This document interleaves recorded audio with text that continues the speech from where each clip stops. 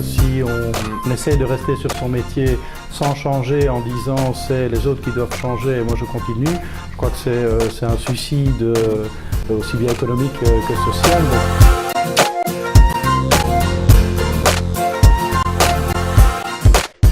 Bonjour Stéphane Debeny, vous êtes l'administrateur délégué de Snell Graphics, une société active dans tout ce qui est pré-presse, imprimerie. Depuis 2-3 ans, la concurrence vient d'Asie. Ce que vous dites, c'est que maintenant, les éditeurs n'hésitent plus à faire imprimer leurs documents, leurs brochures et autres en Asie, et donc ça vous oblige à vous repositionner. Ils sont très loin de faire du bas de gamme.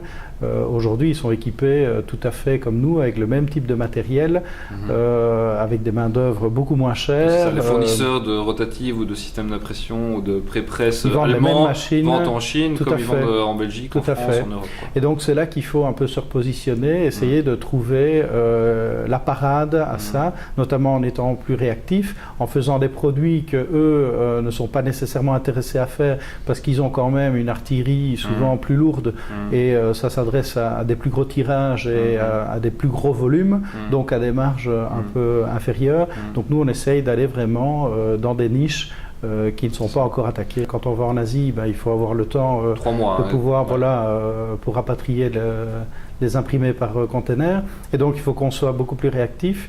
Il faut qu'on ait une qualité plus élevée aussi et certains marchés de niche que la concurrence à l'étranger pour le moment n'a pas encore attaqué. Comme vous êtes monté en gamme, donc plutôt que d'imprimer des catalogues, vous imprimez maintenant pour des clients comme Hermès ou Chanel. Vous êtes aussi dans des produits à plus haute valeur ajoutée avec des produits cartonnés. Donc tout ça, c'est la conséquence justement de cette concurrence qui s'est amplifiée. Donc on essaye d'aller vraiment vers les produits de luxe et des imprimés qui sont vraiment à haute valeur ajoutée. C'est vraiment une question de survie aujourd'hui. Si on essaye de rester sur son métier sans changer en disant c'est les autres qui doivent changer et moi je continue, je crois que c'est un suicide aussi bien économique que social. Donc il faut vraiment pouvoir se remettre en question et aller vers, ne pas arrêter ce qu'on fait, mais en tout cas essayer de diversifier. Un exemple que vous me donniez, c'était qu'avant vous alliez régulièrement à la FNAC regarder un petit peu les produits, les livres, qu'est-ce qui était cartonné, vers quoi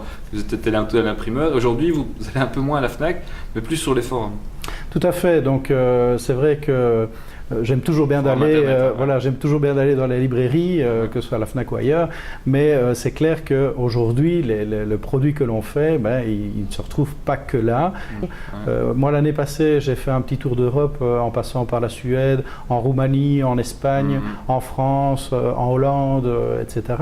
Et donc, ça m'a permis d'avoir vraiment une vision un peu plus claire de ce qui se faisait déjà dans les autres pays. Un exemple que vous donniez, par exemple, c'était l'exemple de cette société en Suède qui produisait des manuels de voitures pour Volvo ou Saab, qui ne produisait pas un manuel standard, mais qui, en fonction de la demande de tel ou tel véhicule, personnalisait avec le manuel de la voiture, le numéro de chassis, les options particulières, etc.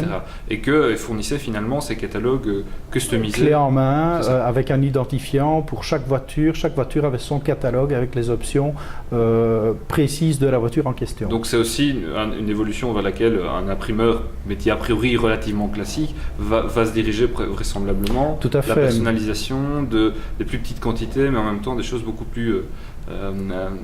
sur mesure. Pour la petite histoire, il faut savoir que cette entreprise, en l'occurrence, a failli être en faillite parce que leur métier de base était complètement obsolète et ça n'évoluait plus. Et donc, ils ont vraiment rebondi et pris ça comme une opportunité pour rebondir et ils se sont dit, on va changer de métier, on va toujours faire de l'imprimé, mais avec une autre vision, une autre attaque, un autre angle de vue qui permet vraiment de rebondir et de repartir.